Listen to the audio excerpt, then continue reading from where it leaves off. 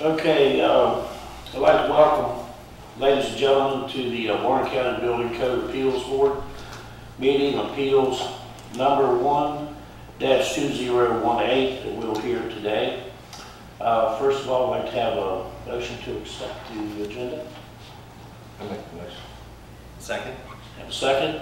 All in favor say aye. Aye. All opposed? Okay, the next order of business will be approved of the meeting minutes of October 3, 2017. Can I have a motion?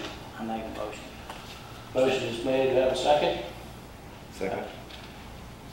A second. All second. Okay, all in favor?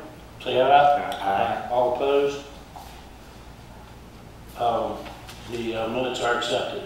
At this time, would it be any members that would have any personal interest of any kind that would like to recuse themselves at this time? The floor is open to you. This is, let me see, on item 4 of agenda, is this the one we're doing now, number 4? Yes.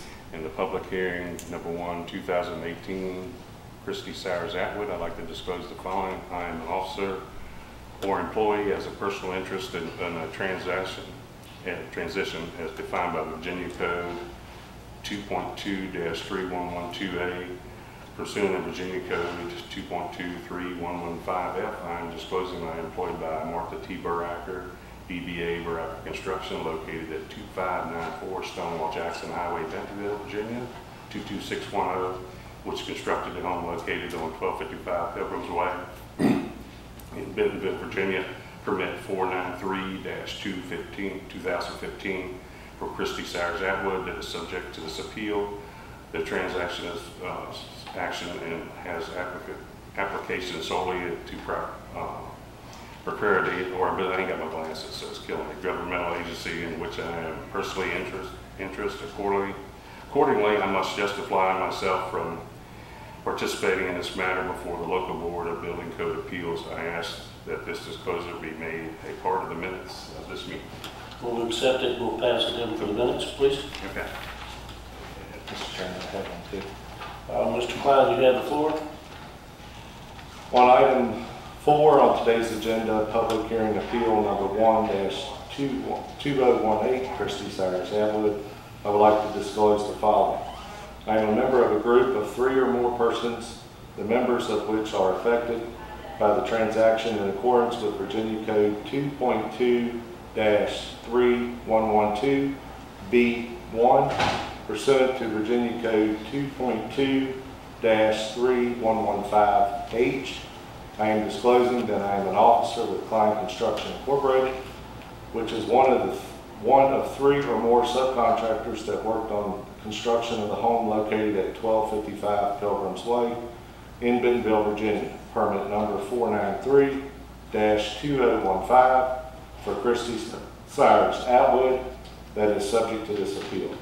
I believe that I am able to discuss and vote on these issues fairly, objectively, and in the public interest of the citizens of the county. As a result, I will participate fully in the discussion and vote on this item. I ask that the disclosure be made part of the minutes of this meeting. Okay, so accepted, and we'll pass this to the secretary to become a part of the record of the meeting. Anyone else? Okay. At this time, we'll go ahead and open up the hearing, the public hearing. Appeal 1-2018, Christy Sowers Atwood. Appeal of matter concerning enforcement of the 2009 Virginia Uniform Statewide Building Code.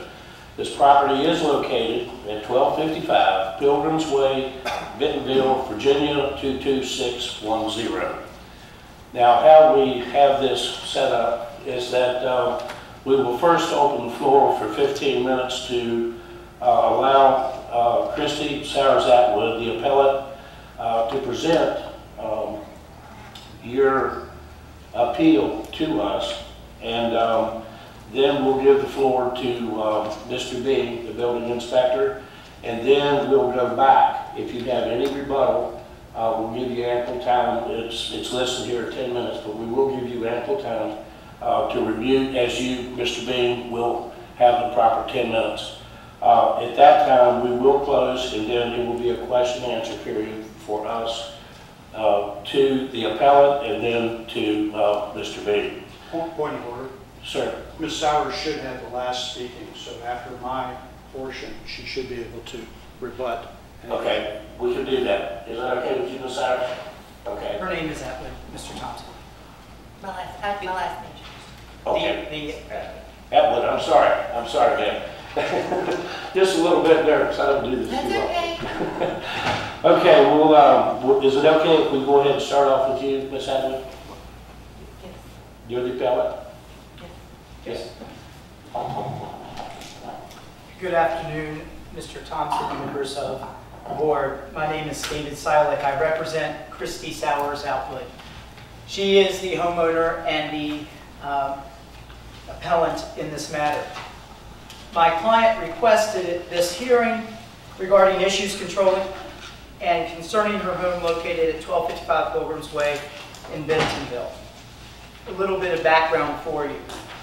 My client and her family experienced a horrific fire March 16, 2015, and their house was completely destroyed. They lost everything. She contracted with Buracker Construction to perform first debris removal and then to rebuild her home. The contract for rebuild was signed July 6, 2015. You should have a copy of that in your appellant's package. Do each of the 3 members or 4 members participating and or voting have a copy of the contract? If not, I can provide you a copy. I don't have it. I have. The contract was signed July 6, 2015, and thereafter construction commenced. My client is not a builder. She relied upon the representations of the person she hired and the entity she hired that they had the capability and the capacity to construct her home as contracted for.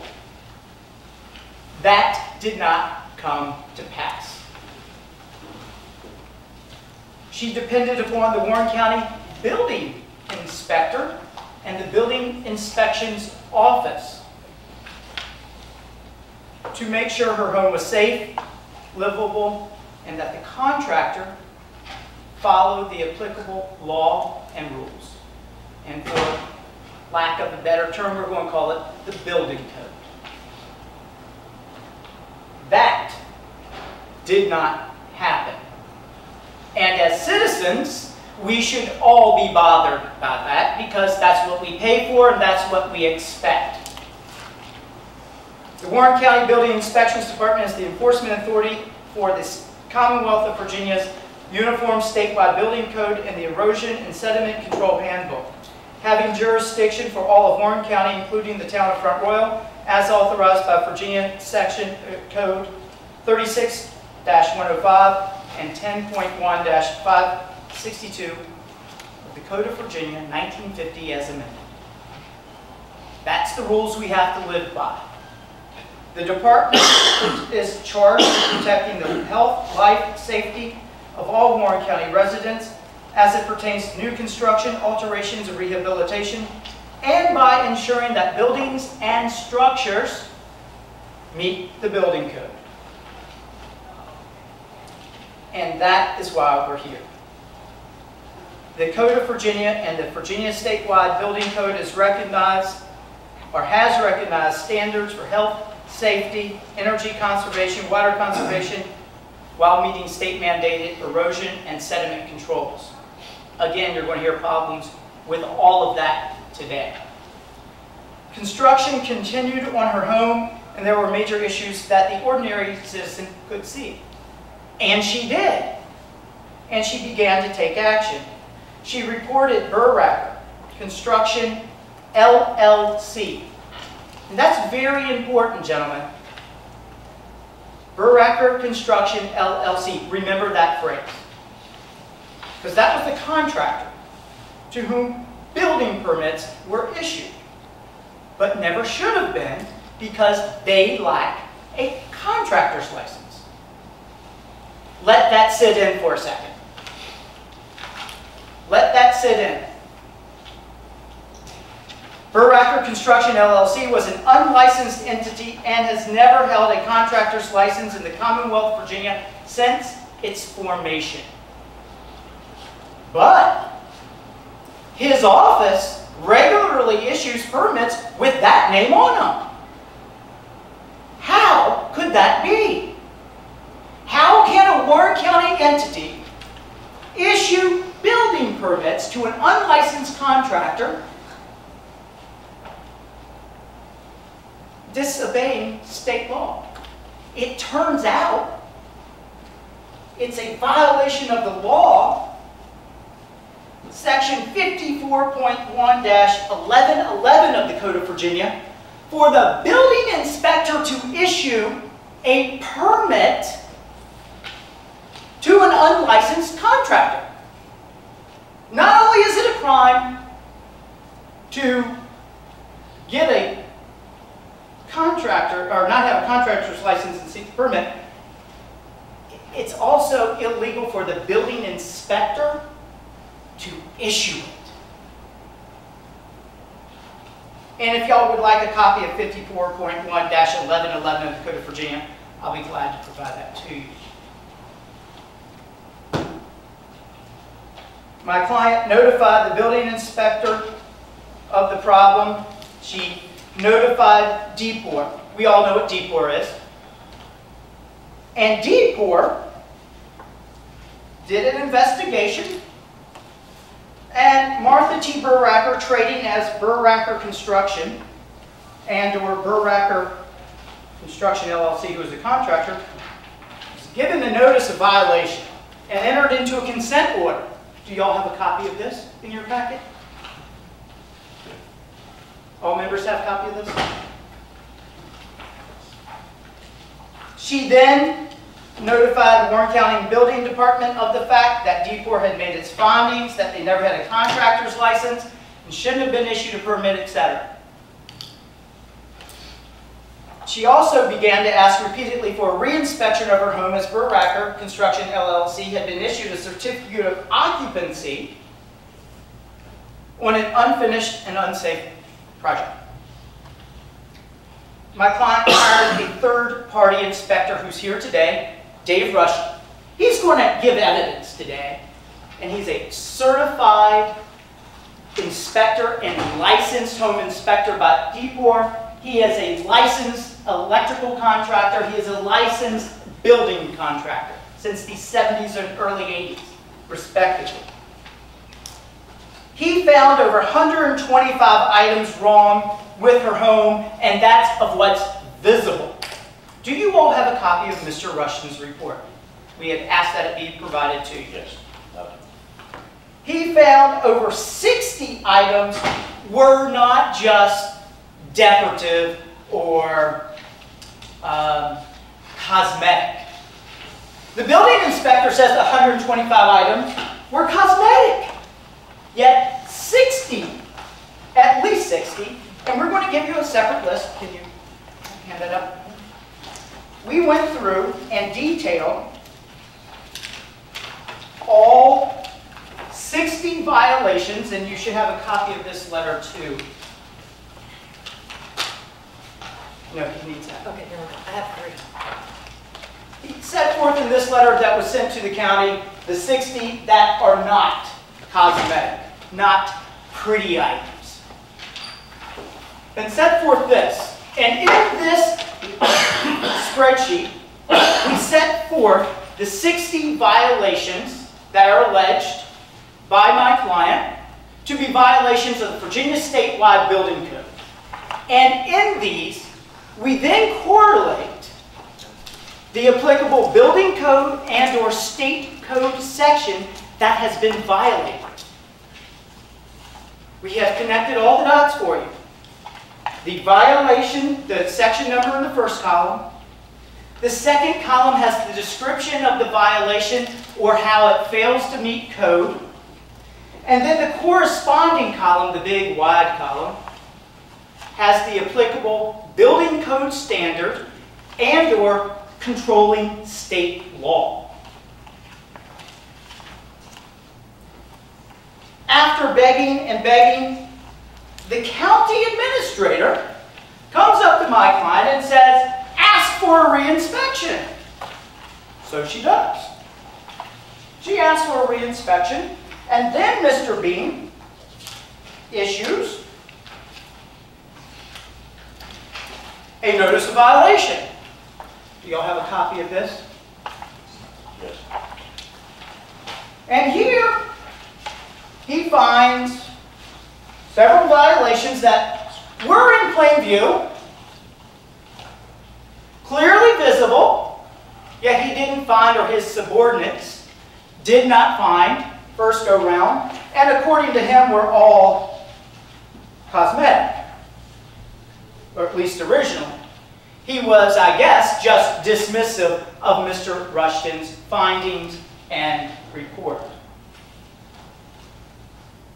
Mr. Beam, Mr. Whitten, and Mr. Robinson came to my client's home on March 16 and looked at the handful of items and left. Mr. Beam then issued that notice of violation to my client. And then we have discussion with Mr. Stanley and the county of having Mr. Klein come in and remediate or repair or fix certain of these items.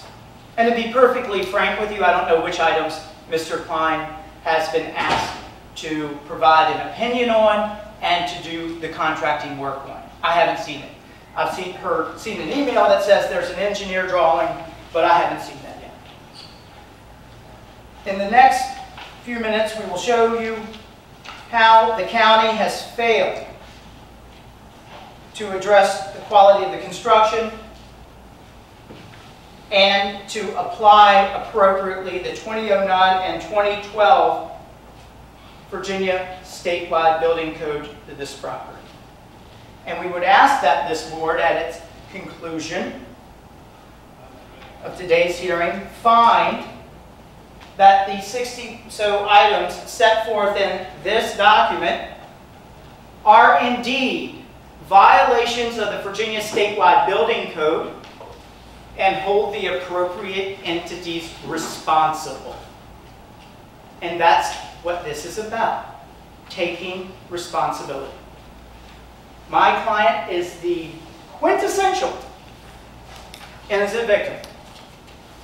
She contracted with someone in our community, or an entity in this community, that is allegedly in business, that doesn't have a county business license. That's been later discovered.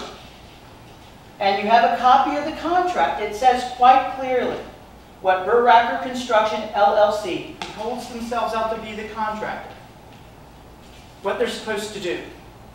And they did it. And the building inspector's office, whoever the inspectors were, I don't know who went to the job each day to do various inspections, but to find that they also failed my client. Not just the contractor, but the county. And to hold the appropriate people responsible, to put their feet to the proverbial fire. She just paid for a house that she didn't get. Now I'd like to, whenever you all give me permission, I guess it would be now, call Mr. Rushton as a witness and ask where you wish for him to sit. Mr. Chairman. We have an allotment of 15 minutes. We have a lot of information and pictures that you did send, and I'm sure that each member has had adequate time to go over those. And I do thank you for your presentation. We'll give you just a few minutes if you would, because we do try to limit this as much as we can, not to hide anything, but this meeting is meant to hear one side, the other, and then back. So yes, sir, be pleased to go ahead and give us your information that you would like, sir. Your Honor, sorry. You used to be in the courtroom, and I apologize. Mr. Chairman, where would you like my witness to stand or sit to testify? He can come up to the podium. He can stand by you. Just wherever you feel comfortable, sir.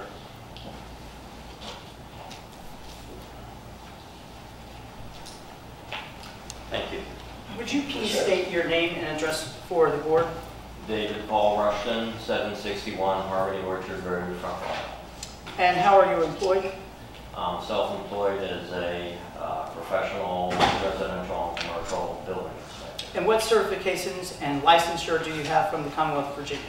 I'm a fully licensed home inspector. I was a certified home inspector when the program came out in 2003. I've been a licensed general contractor since 1979, first in California, then New Jersey, now Virginia. Been a licensed master electrician since '82 to the present in those states. Licensed West Virginia home inspector, licensed Maryland home inspector. And how long have you been inspecting homes, Mr. Rushton? Since 1996. And did you have an opportunity to review my client's home on September 11, 2017? Yes, I did. And as incident to your inspection, did you prepare a report dated December 22nd, 2017 regarding such visit on the 11th of September? Yes, I did. Is this a copy of your report? Yes, it is. Members, do you have a copy of Mr. Rushton's report? Yes, sir. I'll offer into evidence at this time the Able Building Inspections Report, December 22nd, 2017. Are all of your conclusions, findings in that report still accurate to the best of your knowledge today? I have not been back to the home, but to the best of my knowledge, yes. All right. And have you had an opportunity to review this compilation of your findings? Yes. And directing your attention to the first page and matter number 2. The matter corresponding to number 2 would then respond to paragraphs numbered 1 through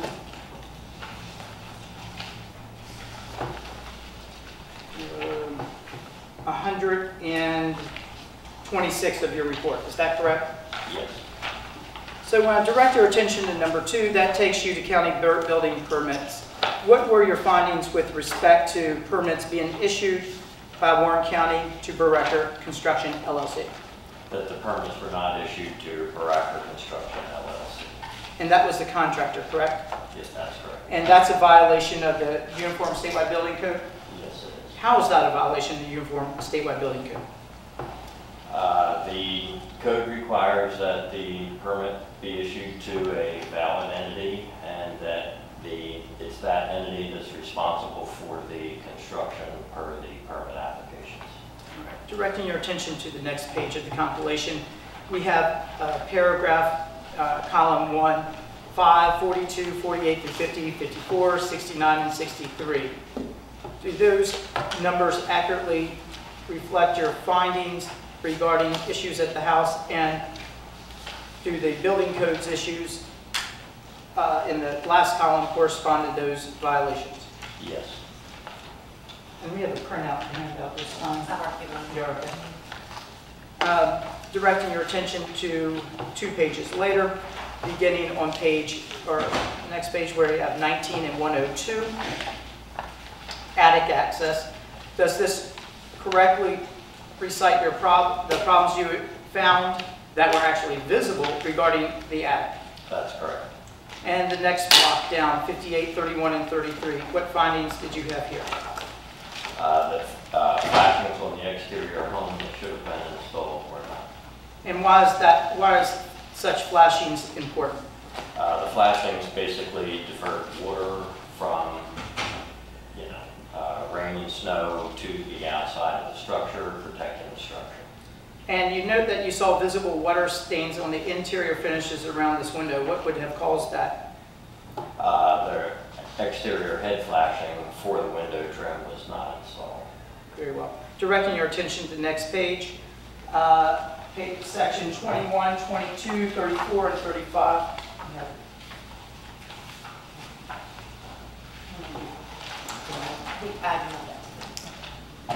Gentlemen, do you have a copy of the smart side siding installation instructions?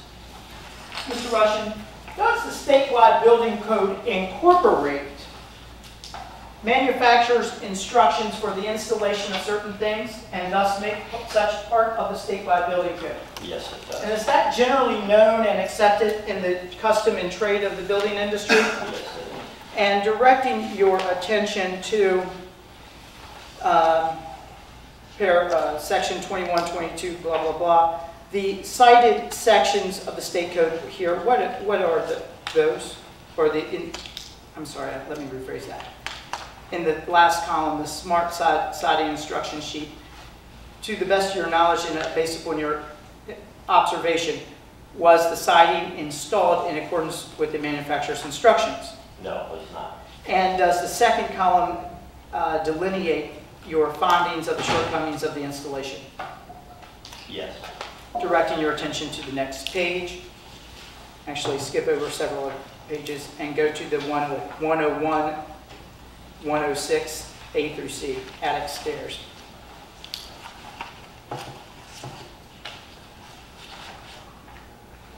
Do you see that? Yes. What specific concerns do you have regarding the chimney, regarding this section? What I could see in the attic, fire safing around the chimney had not been installed. And if there were a fire in the fireplace or surrounding the chimney, if there's not fire safing or fire stopping around the chimney, what would you expect to occur? The fire is able to chase through the building from the fireplace, the source of the fire, and potentially get into the attic. And when you encountered the chimney and found it without the proper fire safety, you were in the attic, correct? That's correct. How many stories had the chimney already traversed before it hits the attic? It's a two-story building, so through the first and second floors. And none of that is visible for inspection at this time, is that correct? That's correct. Next page, section 40 and section 40, 100 through 101, 103, and 104. What findings did you have with regard to the trusses?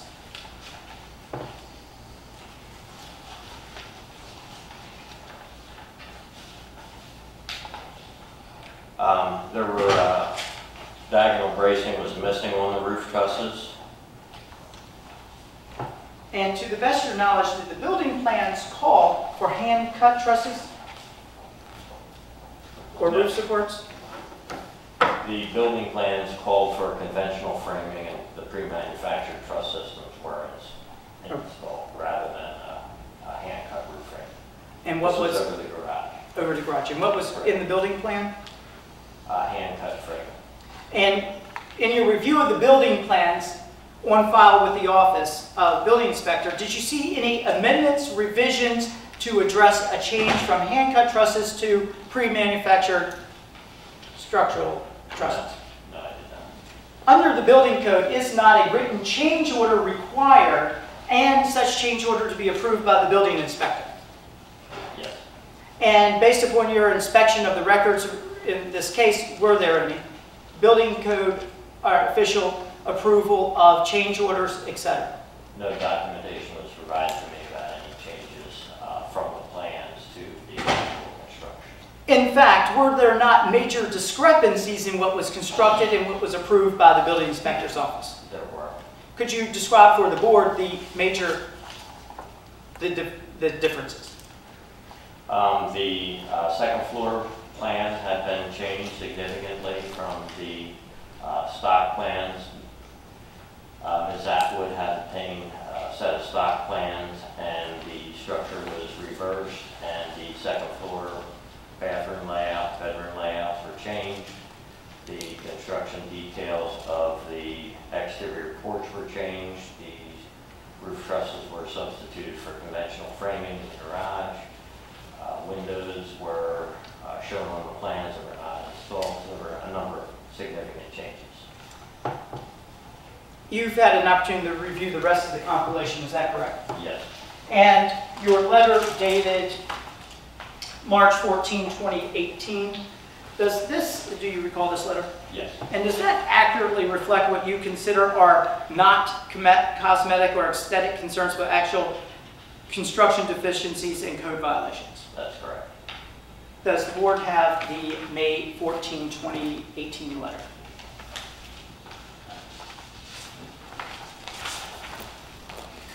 I then published to the board the March 14, 2018 order and offered in evidence. And You've reviewed the remainder of this packet, Yes, I have. and do these correctly, does the indexing correctly match the building code violations that you found that correspond with the 60 issues of your letter that was just marked? Yes, I do. Your Honor. Mr. Chairman, I ask that this, which was already provided to you, be marked and accepted into evidence. I accept that to be accepted into public record. Do you have the copy? Okay. Mr. Rushton, anything else? I have no further questions, Mr. Thompson. Thank you, Mr. Salad. Ms. Hatwood? Mr. Rushton? You are excused. Thank you. Yes, sir. I appreciate your time. Yes, sir. At this time, I would ask Mr. Beam from the Warren County Building Officials Office. You'll have the allotted time. I don't think that I'll need that.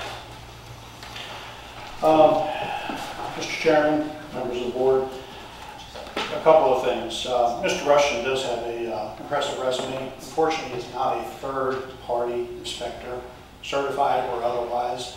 The USBC specifically designates third-party inspectors to be required to have DHCD certifications and be approved by the Warren County Building Inspections Department or the jurisdiction in which they actually live or work within. I'll hand over a document. Thank you, sir. The document actually shows that DHCD has no record of David Rushton for certifications. Objection, hearsay. There's no rules of evidence. Well, I haven't seen the document. administrative. I would like It's the public opportunity record. to review it if I'm going to be able to cross-examine him, like a copy of it. Excuse me, this is Mr. Beam's presentation, Mr. Salad. We will give you a rebuttal time immediately as soon as he's finished. All right, thank you, sir. Appreciate it. Further information that had been provided as far as the contract issues, the inspections department is not allowed to require, or do they ever receive a contract as far as between a homeowner and a builder. That was through an interpretation done by the Uniform Statewide Building Code State TRB in December 1987, and that still stands today. I can provide you a copy of that as well. Okay, thank you, we accept.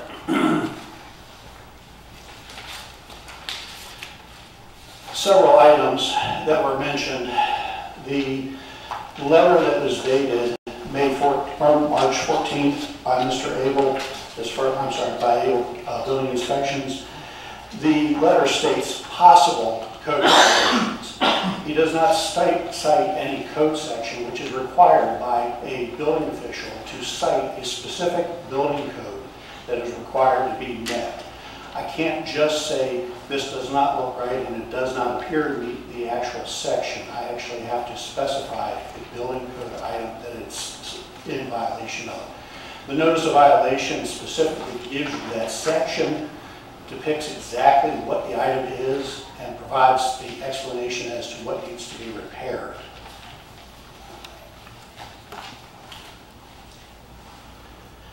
There was a statement as far as change orders. Change orders are not something that's within the Uniform Statewide Building Code. There is no such thing as a change order. An amendment can be done. It is not required to be done, nor is it required to have every single piece informed to the building inspections office as to what is being changed. If it meets the building code, it meets the building code. The building code is specifically there to give very leniency to the contractor and the homeowner to build a structure in which meets the building code. Let's make one thing clear. The building code is the bare minimum. The building code is the worst possible legal house that you can build. It's no better, no worse. It is the least cost-effective method in which to build a safe home. One of the statements as far as that Mr. Rushton had indicated was that it was a stop plan and there were things that were reversed. The building code specifically says that you can, your construction of a single-family dwelling without having any recourse whatsoever. That means when the plans come through the door, we can improve the plans and you can go back out and build a mirror image of that plan. It does not require anything. The items that were all listed out in the report and the pictures that were there give no specific code sections at all. That is something, again, that the building inspections office has to cite specifically. We can't just say, we don't think that this works or this doesn't do what needs to be done. The other item was that the contract and the permit were issued to Baracker Construction LLC. The permit was issued to Baracker Construction with the appropriate D4 license. If you notice in the consent order that I believe that you have in front of you, Baracker Construction is a licensed contractor. Our permit was issued to Baracker Construction. The information that's going to be provided to you is that the application, which is a paper form that we use for a guideline to fill out the rest of the information, says LLC. That line that is used there can be representative of an agent for the builder. I'll present to you the actual building permit. Mr. Beam?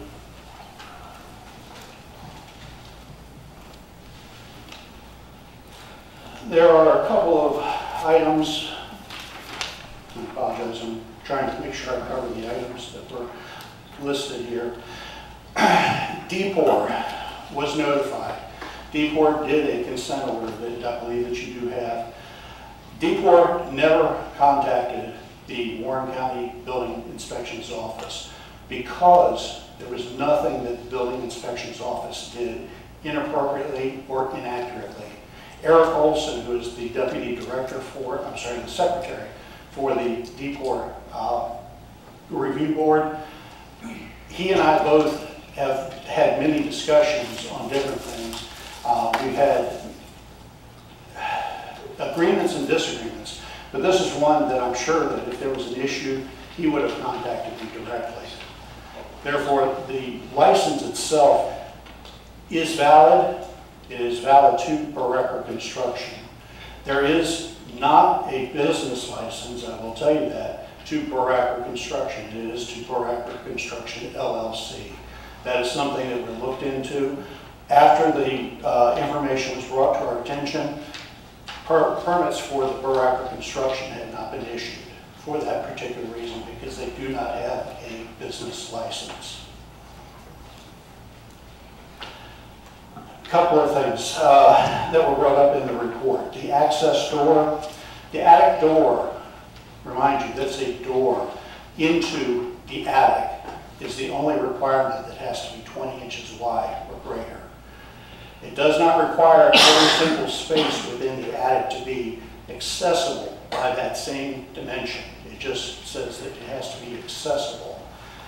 The flashing that was mentioned and the stains, there's no pictures in the documentation of showing stains. It shows unfinished work, but it does not show stains. No stains were found. Whether the flashing is there or not is not a code-related issue. The ceiling is. If there's no stains and we cannot find stains, then a code violation does not exist. It's indicated as far as the smart siding. Smart siding has a manufacturer's reference guide and an installation guide. It's specifically to protect their warranty issues. The building code does not address installation instructions for siding. There's no code section. I can't cite a code section. Therefore, I can't find it in fault. It is a quality issue. There are many quality issues at this house. Those I can't take care of. I enforce the building code. Thank you. Thank you, Mr. Beam. We appreciate it. At this time, we have done. Okay. Mr. Silent and Ms. Atwood, you have 15 minutes for rebuttal, please. Thank you, Mr. Chairman. Mr. Beam, did not correctly state the law. The statewide rule sets are 703.3.2 of the Building Code regulations. Horizontal lap siding shall be installed in accordance with the manufacturer's recommendations. Where there are no recommendations, the siding shall be lapped a minimum of 1 inch, 25 millimeters, or ½ inch, 13 millimeters. If, I'm going to demonstrate my ignorance of a word, rabbited, R-A-B-B-E-T-E-D, and shall have the ends caulked, covered with a batten, or sealed and installed over a strip of flashing. That's straight from the code. It's for him to stand here and tell you there's no rule that you have to do it in accordance with the manufacturer's representation or installation and recommendations because it's about warranty is false. And I can't believe you would tolerate that. And as a taxpayer, I don't like that. And neither should you. With regard to Mr. Rushton, he's not on trial here. He's not a third-party independent inspector. He's a paid consultant to come in and review his and his office's works or failures. And the contractor's failure. That's what he's hired to do. So it's a red herring for Mr. Beam to come in here and to try to attack his credentials. Or to say he doesn't know what he's doing. He said his report doesn't do what his does. It doesn't cite the code section or whatever. Well, his report doesn't have to. We created a separate appendix for you to associate the code violations with the actual code. And as you go through it, you will be amazed if you actually take the time to read it. And if you were the consumer, if you were the homeowner, if you were the buyer, you would not accept what has happened to her happening to you. You wouldn't. You would want what you paid for. And you would want the county, who's charged with protecting your health, safety, and welfare through their building inspections program. Otherwise, why do we have it? To do their job. You're going to see in there an instance of bathroom ventilation. Not one bathroom, and you're a builder. I know Mr. Hatcher used to build. I think you build. Mr. Hotek's an engineer. I know Mr. Klon builds. Back in the old days, my mother's house has a bathroom vent that's vented in the attic. That's how it used to be done. But somewhere along the line, someone said, oh, it's probably not a good idea to put all that condensation in the attic. We should vent it outside. That change happened a long time ago. But in her house, we're still doing it the old way. That's what they did. And then when they did a smoke test, she'll tell you, she had the smell of sewer. They came out, they put peppermint something, and it started to come out inside the house, in the corners, and under the floor vents, or where the floor hits the wall. That probably shouldn't happen. But it does at her house. And these are things his office didn't catch. Now, he said something rather remarkable, that it's the bare basic minimum. Your house, if it's constructed to the statewide building code, it's the basic minimum. It's the minimum standards of safety. That's absurd. It's absolutely absurd to expect if a house is built in conformity with the building code, it's the basic level of safety. That's an absurd result. Because the average person thinks the building code exists to build a safe home, not just the bare minimum. As for what was presented to you, I have no idea what that little piece of paper was. Mr. Thompson, may I see that piece of paper that Mr. Beam? Sure. So I can examine? Secretary. Department of Housing and Community Development. code enforcement certificate search. David Rushton's search.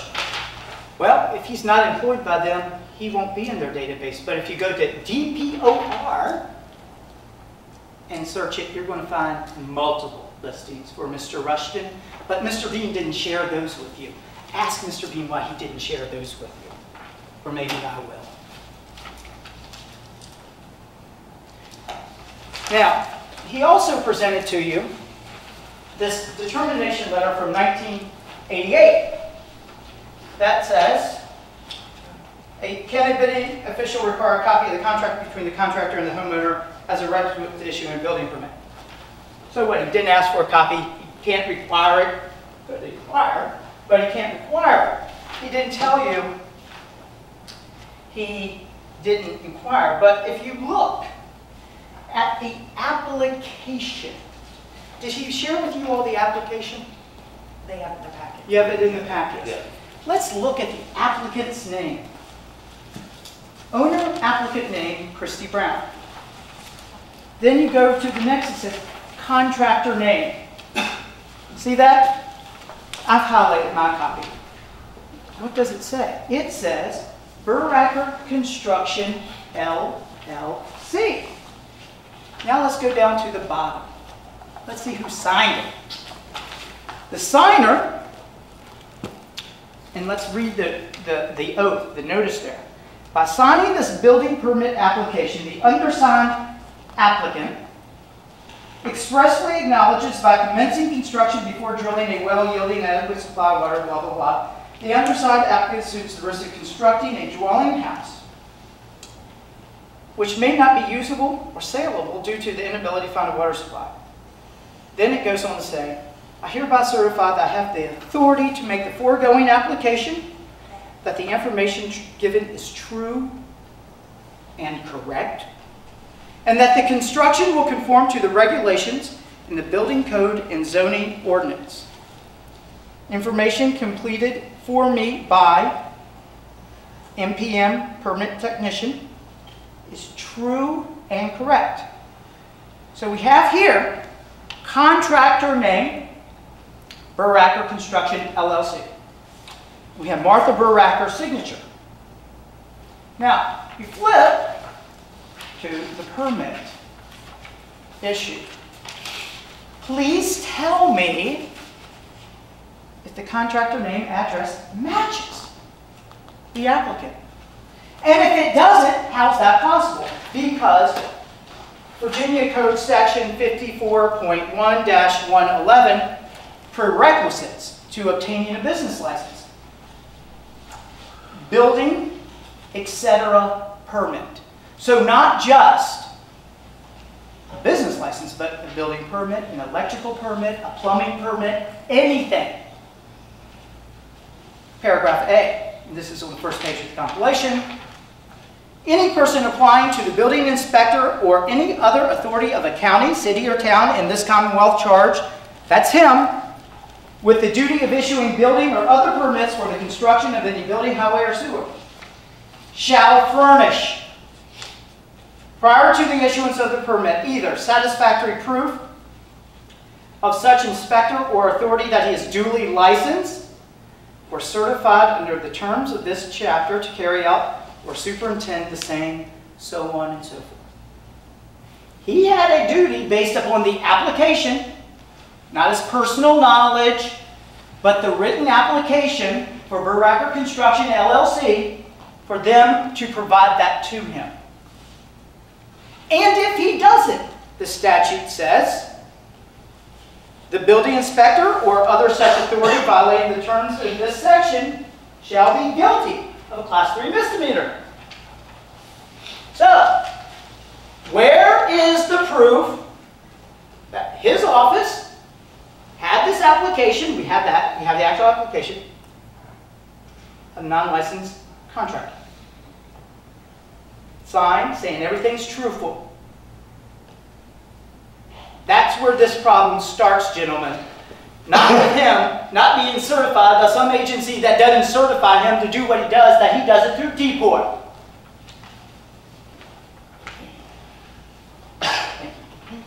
Virginia Code Section 18-50-22-210. Change of a business entity requires a new license.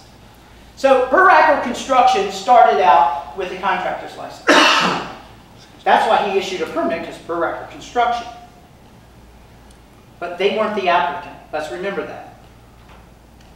Licenses are issued to firms as defined in this chapter and are non-transferable. So, again, the duty is on the building inspector's office to require the applicant, Buracker Construction LLC, to produce proof. You can't transfer it.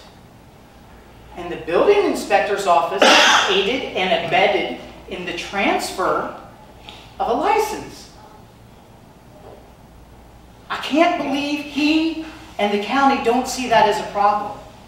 As a taxpayer, as a citizen of the Commonwealth and the county that's supposed to be protected by this code and the enforcement of it by that office, I'm worried, and so should you. How many other people are out there doing that? Or how many other people are granted permits when they're not the applicant? Thank you. Mr. Beam, you have rebuttal time.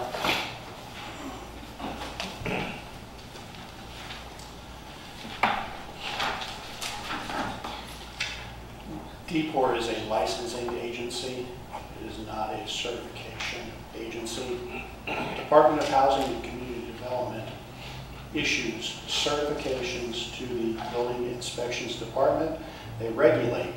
That should be a known factor. Ms. Atwood contacted the Deputy Director of the Department of Housing and Community Development and asked for this.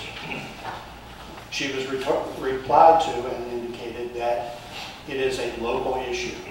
You will need to take it back to the local level. All we do is promulgate the building code, and we issue certifications to the people that actually enforce the building code. Remind you that that is the building code. Whether it's absurd to think that the building code is the bare minimum, that is what the state law says. It's the bare minimum that you have to build to.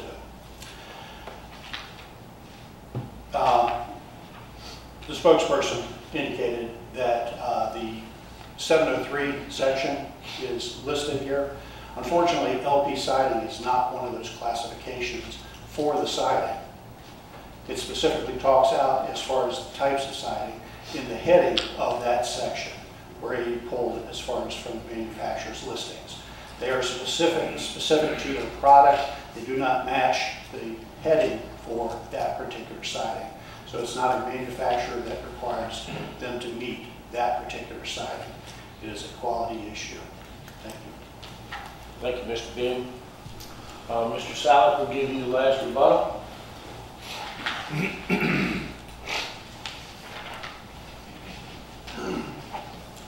County office was on notice of this as soon as the consent order was received by my client, and she brought it down and let the county know about it. Yet, on July 24, 2017, a month after, it's noticed,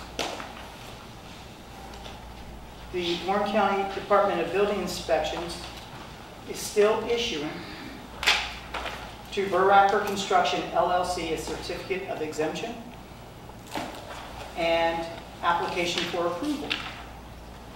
Oh, I asked that you make a copy of this book and give the board a copy.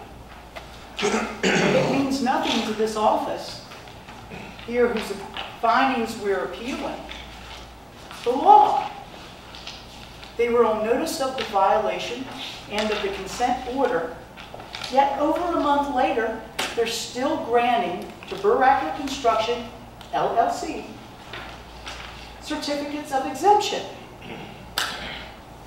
How, in any good faith or confidence, can she depend upon someone from that office to make a finding that the building code was followed in all instances when she has an expert come in who says the exact opposite? And that's the stuff that's visible. What's not visible? That should be a greater concern. What's not visible? We know what's at least visible and the violations. We'd ask that the board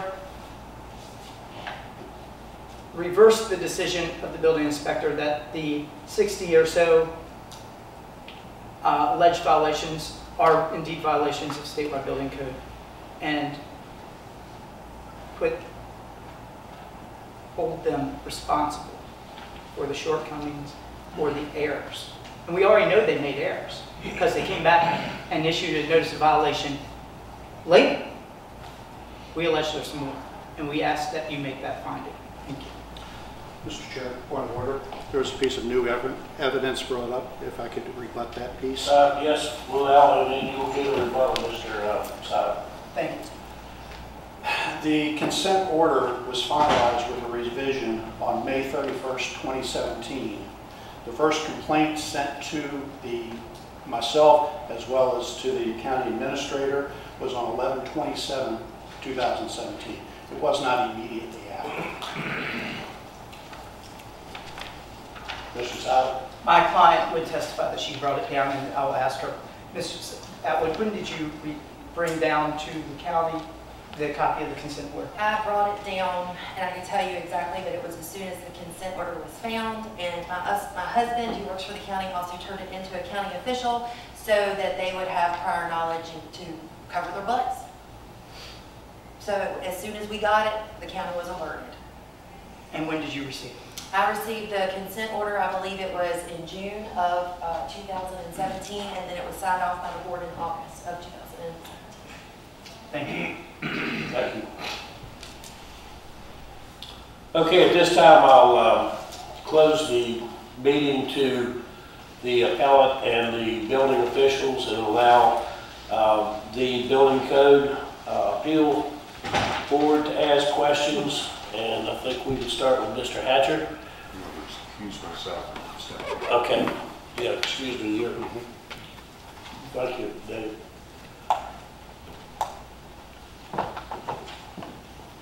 Mr. Hatcher, if you would like to start us off. Well, I don't have any particular questions because I've gone over most of this material that I've received in depth. I believe the plaintiff has a legitimate cause for concern, and because I believe there are several code violations in this report, and a lot of this is items that could have been corrected before the final payment was made to the builder, and should have been. The builder should have wanted to take care of a lot of these minor things in order to keep his reputation. But for the most part, I think a lot of the items should have been salvaged between the owner and the contractor before the final occupancy permit was issued. So, Chairman, have we moved into discussion, or are we asking questions? Yeah, general discussion, and we can also convey to, first we will start with Mr. Green, and then we can go to the appellant. Do you guys have something to say? Yes, a number of questions, actually. Going to list that within Mr. Silent. I'm sure you're familiar with Virginia Construction Code, Section 119, Appeals, under which you did your appeal. A part of that states, do you have a copy? If I have Wi-Fi access, I could. You can. Okay. Let me just read. I'll read excerpts, and if you want me to do the whole thing, I can. But just I'll take it for timeliness. A copy of the building official's decision shall be submitted along with the application for appeal and maintained as part of the record. I believe we are in receipt of the actual documents today, as opposed to. No, sir. You received them before. They were provided to the board before, and they were emailed out. By Ms. Frisch. Not the notice of action. But these different documents? The different documents were missing. Okay. The notice of violation did not accompany me. So this did not. So this is the first time we are seeing this. So the point being, if you drop down, I realize you work in the court of law and there's a much broader perspective. Our focus as this board is very narrow. Hmm? It's down to, if I drop down to 119.7, it's the LBBCA shall have the power to uphold, reverse, or modify the decision of the official by concurring vote of a majority was present, which past experiences, we had that discussion and we have that vote today. Being in receipt of the actual violations that we're discussing, you're stating that there's 60 of them, is a daunting task for our board at this 5 years. To me, I was surprised that in information I never received the actual document. We can't make rulings on administrative policy, on application of the codes. All we can do is take that which has been stated in writing by the code official, approve, disapprove, or back. But the Right. 60 came from the 102, the 126. The 60 came off of that. But that was not the written document of Well, the, this is what I received from the very beginning of the 102 Which is- complaints. is that from the building code statement? No, but it's part of It is, what he said. but you're holding He just your, condensed the I can't see what violation. so you're, he can- and I apologize, I can't, that's the notice of violation. Those are encompassed in Mr. Rushton's report. And I truly... And Mr. Rushton's report is the gravamen and the body of all allegations, as required by Section 119, Is it- of her alleging and asking for the reversal of the decisions of the building inspector with respect to, and as Mr. Hatcher correctly stated, the 126 issues. So a copy of the building official's decision was given to us at the time that this appeal was He made. didn't find any of those were issues. The 126 issues, Mr. Ertek. If you look at Mr. Rushton's report, dated December something, that's the gravamen of the complaint, of the allegations of the issues that need to be reversed. Okay. Then the building official came back and said, those are all cosmetic. They have nothing to do with the building code. And you have that in your packet. And you have that in your packet. That was provided to you. So that's the basis for the appeal under 119. Then Mr. Rushton came back and said, okay, these 60 issues are absolutely violations, or what we believe are violations of the building code. And his, I can't remember what day letter it is, but it's a one-page letter that was also in the packet that was filed with you all. Then, to make work easier, originally we were going to have a nice little PowerPoint for you. And we were going to go through that the 21-page document on PowerPoint for you, but I was told that wouldn't work. So we did the 21-page document to have and hold and look at, where we connect each one of those 60 violations to the section, the applicable building code, or the Code of Virginia regulations. No, the outcome is I got a hard copy, and I did not get the full package, so that's... The notice of violation was not included in the appeal Right. application. Gotcha. The building Point- official. We're not appealing those, because he reversed himself and found those as violations. I was at a loss with the package I received, because I did not have, what we typically receive is a copy of the building official's decision, which we compare to whatever the Point of appellant is order. saying. Point of order. The only written decision that has been issued are the notice of violation. That's the only written. Is this document? Yes. Right, that's my confusion. I was looking for that document and did not see it. He agreed with us on those violations. He agreed after the fact on the reinspection and issued the notice of violation. We're not appealing those. They were in the 126.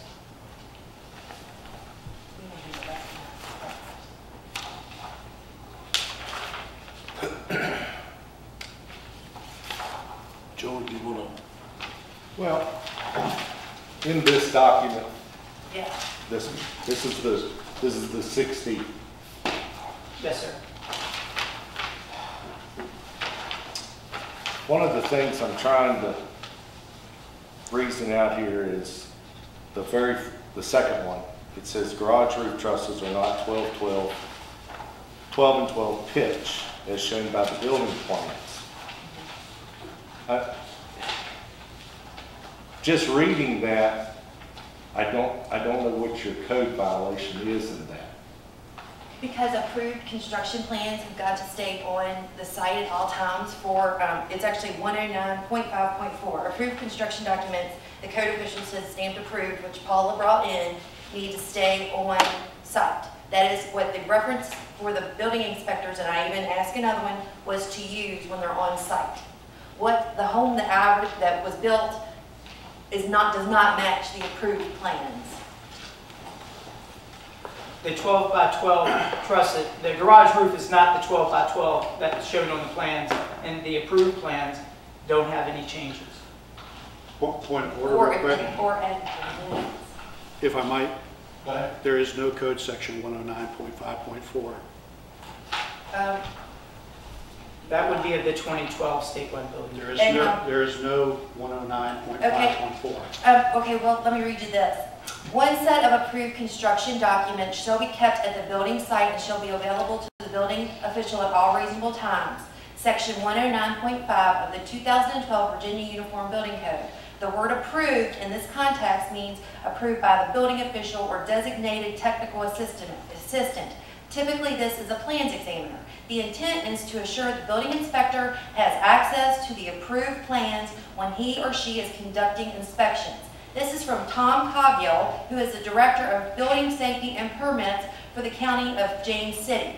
I emailed him because he's a public relations officer for the Association of Building Officials, and that was his answer back to me.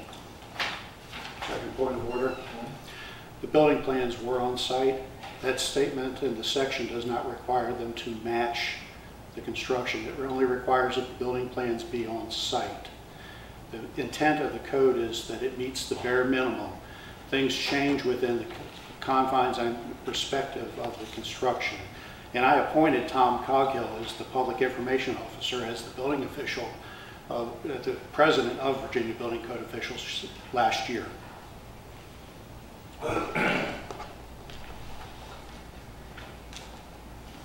I do understand your point about the approved plans. But in a plan review, And I will, Mr. Khan, have to amend that. It should be 109.5, section F of the code, 109.5. The 4 is a typo. Yeah, sorry. Approval of construction documents. The approval of construction documents shall be, and it correctly states the exact text, and down in the lower portion right here, she has her correct code provision in 109.4. The 109.5.4, the .4 is a typo. Should have been an F. It should have been an F. okay, I got you there. I'm with you. It's just when they do these plan reviews, and again, I understand your point that they were a set of approved plans. The approval part of that plan is, to me, is to where does it meet the span requirement? Or to me, there's no place in it matters where there's a 12 pitch or a 10 pitch or a 3 pitch. What our plan reviewer looks for is whether or not that truss or that joist or that rafter will indeed make that span.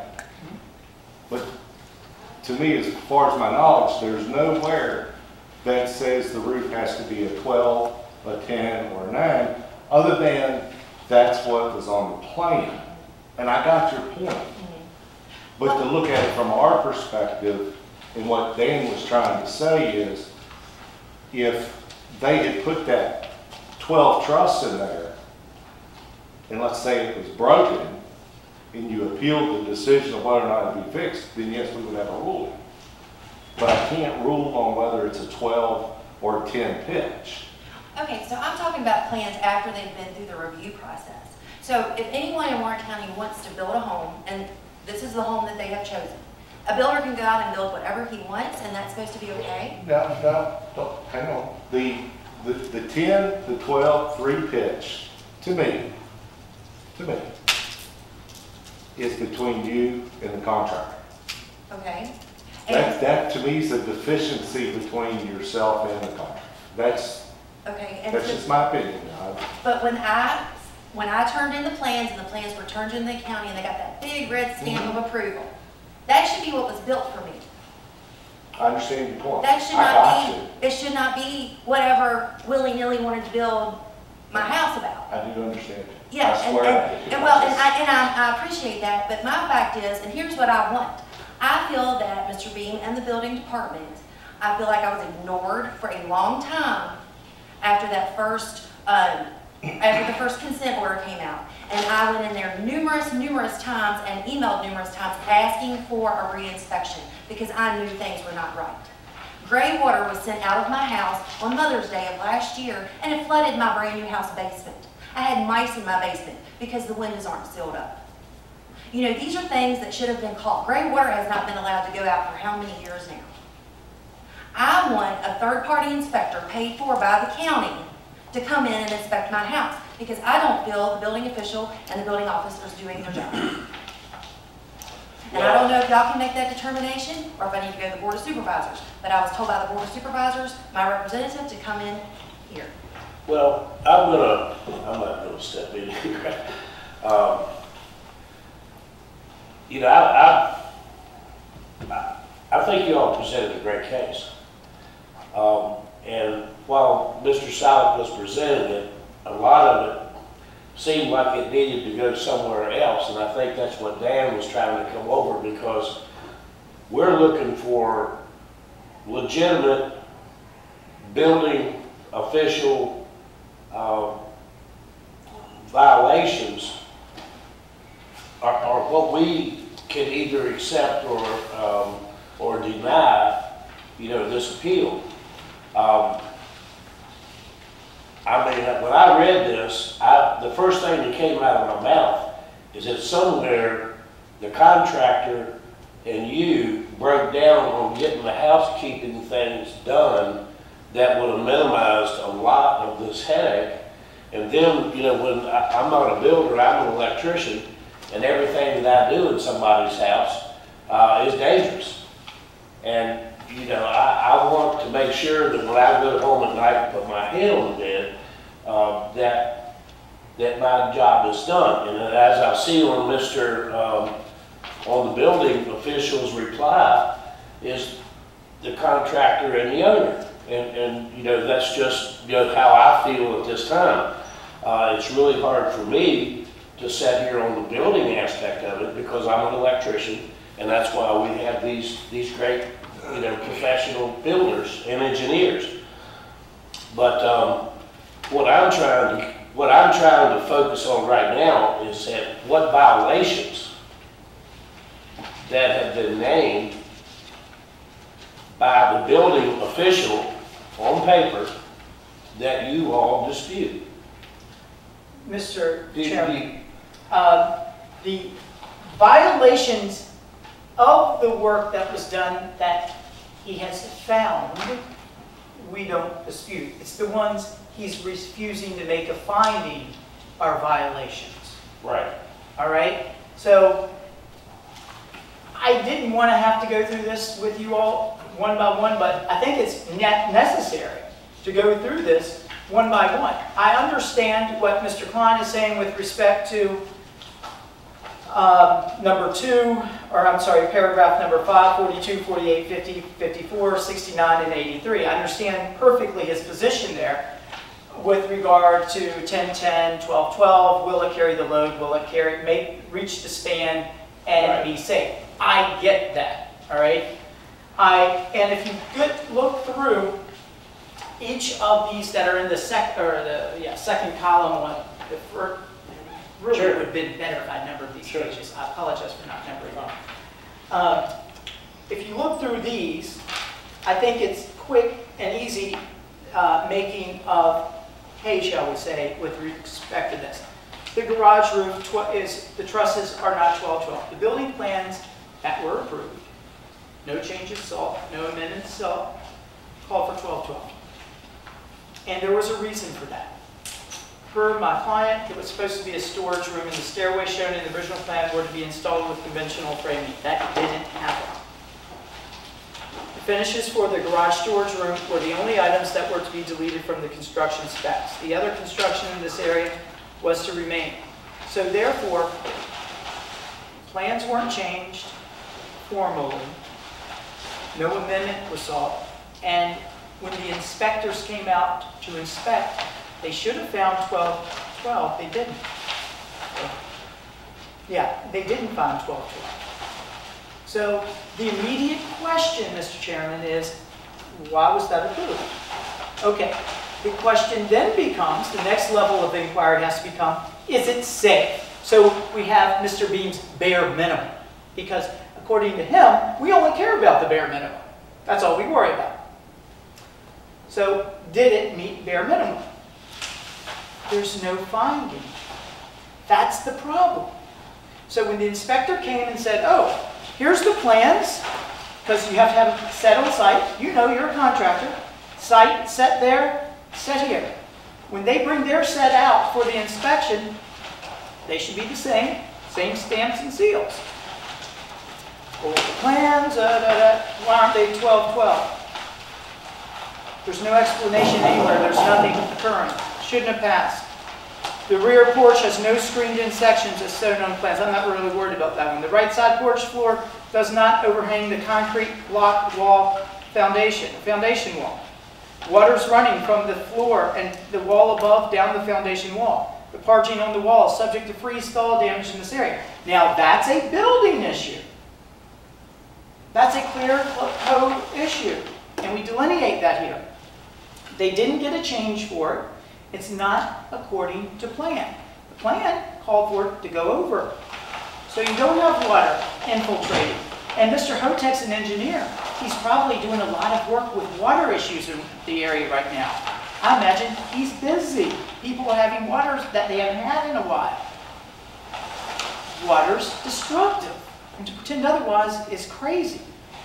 The rear porch has no bump out style for the floor. For the roof and the floor as shown on the plans. All right. Why would we have it on the plan? Why approve plans and then not build them? No windows are installed in the garage and upstairs gable windows. Okay, Mr. Sonic, we have read these. Okay. We understand where it comes from. I really do appreciate it. Mr. Klein, you looked at the blueprint. You have any other questions? Okay. Okay, Mr. Sonic, Just to give you, so maybe you can understand where we're coming from on part of this is, I noticed in Mr. Rustin's report, I was trying to find it here real quick, and the information that you've given us has been a little overwhelming today. It's a lot of it. And frankly, I don't, if you all make a decision today, I would be sad. Okay. I would. If you all actually make a decision on all of these issues that are raised, I would be saddened. I don't think it's possible to, unless you make a blank vote to accept or reject all of these, I would have a serious problem with that. But to give you just I think each individual one has to be determined. For a slight understanding of what we're saying is, I noticed in Mr. Rustin's, one of his reports, it said the electric panels were supposed to be in the basement. Okay, and I did notice they are in the garage. I've got that. And I've also noticed that it's actually in the contract with Burackers that it's in the garage, or that it's supposed to be in the basement. I got that. What I don't have is it's not located on the plan. So what I'm saying is, to that, is nobody would have ever known it was supposed to be in there anyway.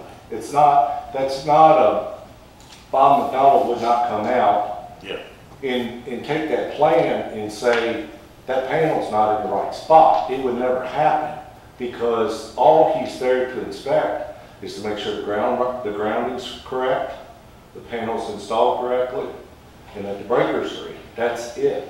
It's not a positional thing, so I don't think you can use that. I agree with that. Okay. I agree, but I have a question. Now, I look through the plans, and I have no building background, I'm not a builder, I don't, but I can research and I can read, and I'm fairly intelligent.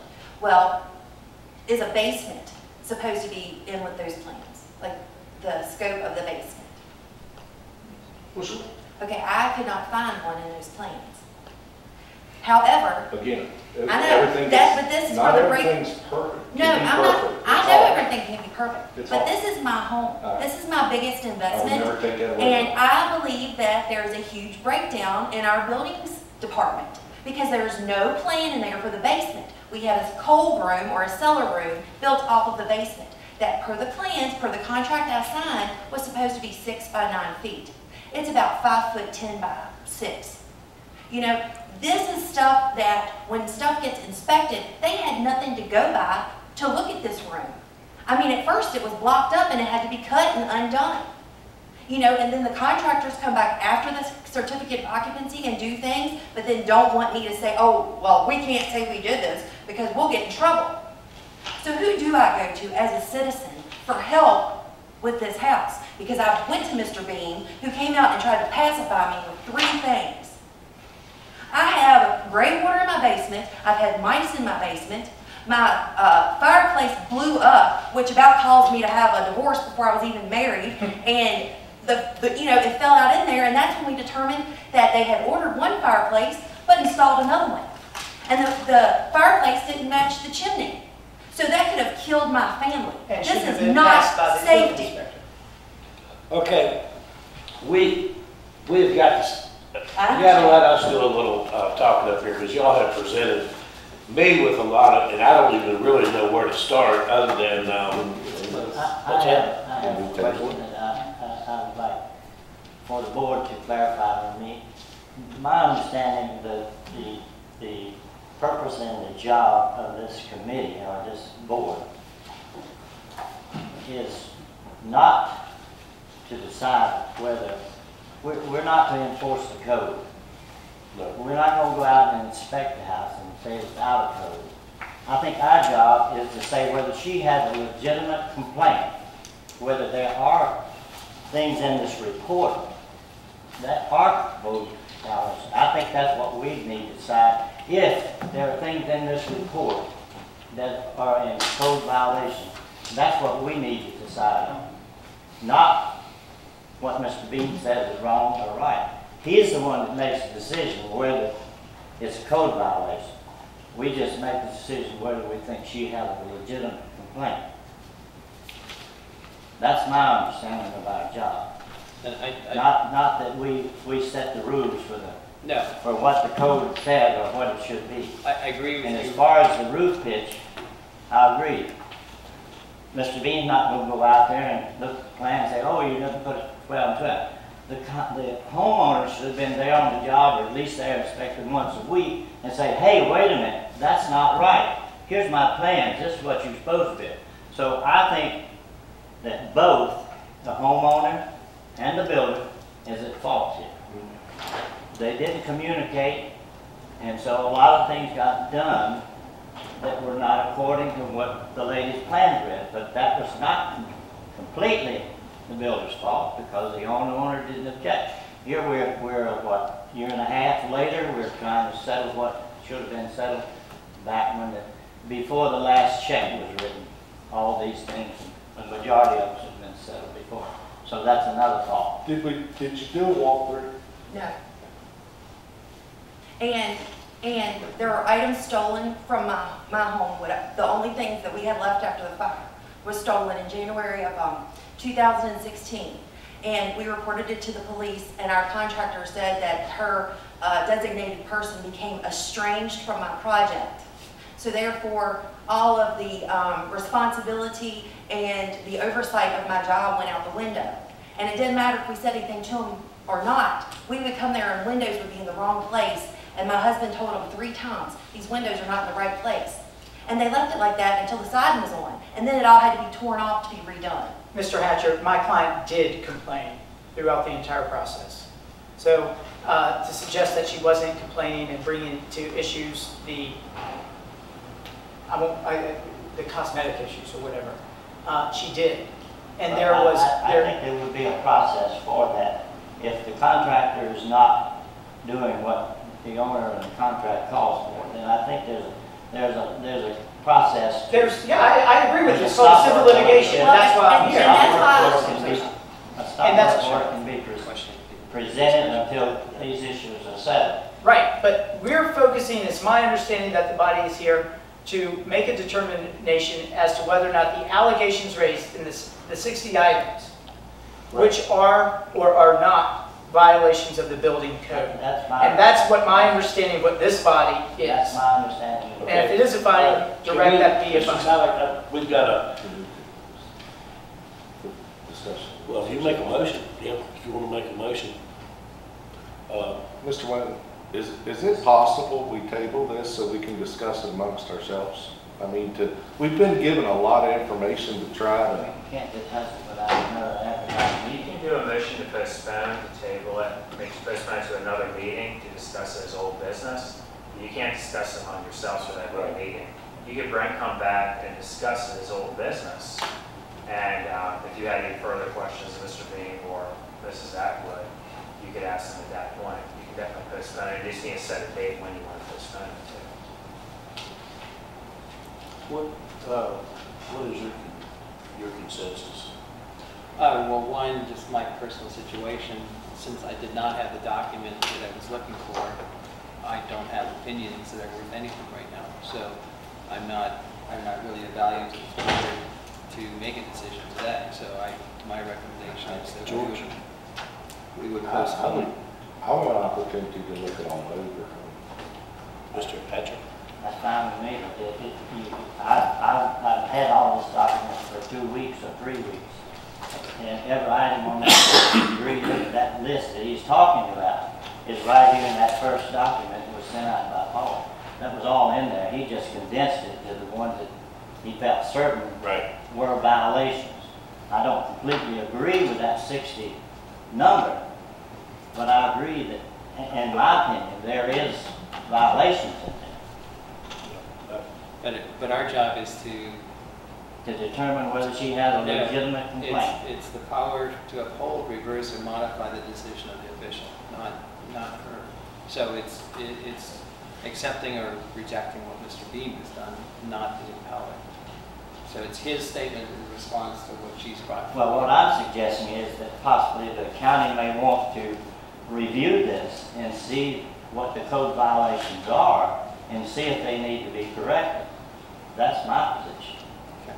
And Now, whether the county feels like they want to go back into this, I don't know. That would be my position, that the county should consider these lists of violations and see if they're legitimate violations. And if they are, then they need to be corrected. Well, I believe if there was a little bit better relationship between the contractor and the owner, that, again, I believe that we could have limited a lot of the paperwork here. But what I need to go through and just see if there are violations. That's not our determination, that's Mr. Bean's determination. We can't determine. Well, exactly, but I mean, I only need to We can see. only suggest that he review it. Well, you're true about that. But I think our job is just to concur or disagree. And then at that point, if they want to take it on, they can to the next level. But we just have to agree or well, that's disagree where they with go the from here, is to Richmond the next time. If we were to, Yeah. if we make a decision. But at this 5 minutes, for myself personally, I would have to abstain if we took a vote to go forward. Unlike Mr. Hatcher, I'm not informed enough to proceed. Sorry. And likewise. Okay, if someone would make a motion to table this, we can have Ms. Fristow see if she can get us another date. The time for me is real well. How about you? Mr. Chair, point of order. You need to postpone, not table. Postpone, I'm sorry. Postpone a vote today and reschedule.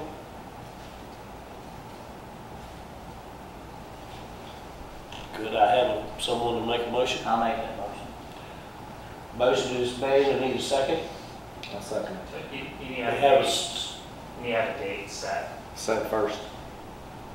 Sorry, yeah, you need to have a date. You need a set, we have Paul give you a date. Yeah, it's definitely in the book. okay.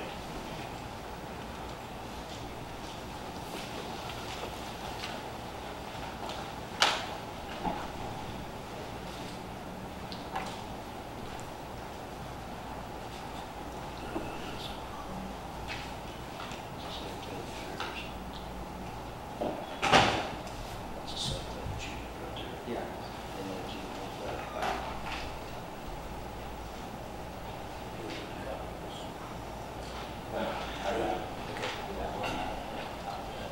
Like, this one is, Mr. Hatcher, I can scan them in and email it to you tonight.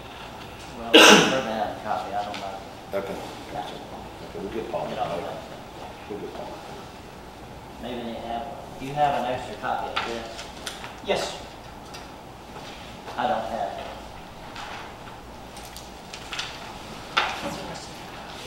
How long are you all looking at, date-wise? The time that you The need? time is good. Doesn't The interfere- date time is good for me. Doesn't interfere with my job. The date every time, like today, As in, Wednesday and Tuesday. I will be area the 13th to the 23rd of June, but other than that, I'll be, Did you want to look in June? or do you want to look next week, is what you're saying? Yeah, you want to do next week, next Tuesday? Could you do that? I will not be able to, I'm on vacation. Well, I hope you enjoy. So do I. Go out another week? Yeah.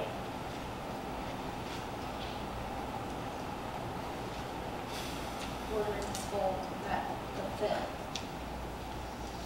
I have doctor's appointments that afternoon. So you're looking at But how about a Tuesday, Wednesday? June the 12th. How about next Wednesday? Oh, you're on vacation that week. Try a Tuesday or Wednesday. After next week. So you're looking at Wednesday, June the 6th. The ordering is available until 6 o'clock.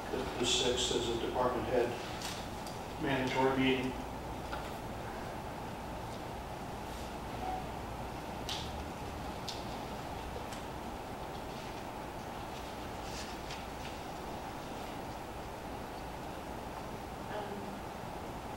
Thursday, June the 7th.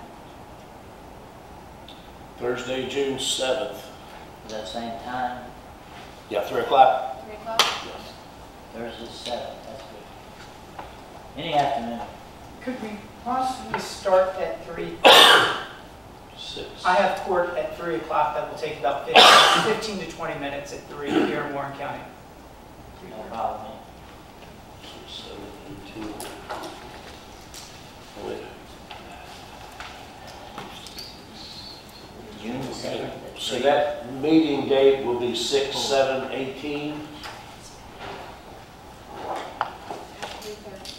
At 3:30. And I would like to, we have a second on the motion to table this until June 6th. I'm sorry, June 7th, 2018. All in favor say aye. Aye. All opposed? Motion passed. Okay, at this time, we will continue on with our business. Gentlemen, I would like to remind you of no communication about this matter to anyone in the public or amongst ourselves until we meet on 6/7/18. Do I have any old business? No old business. Any new business? Okay, no new business. Ms. Atwood, Mr. Salick, I would like to thank you for your presentation this afternoon. Mr. Beam, I would like to thank you for your presentation as well. If I can have a motion to adjourn? My motion, let's see, we adjourn the meeting. Okay, second? All in favor, say aye. Aye. All opposed? Meeting's adjourned.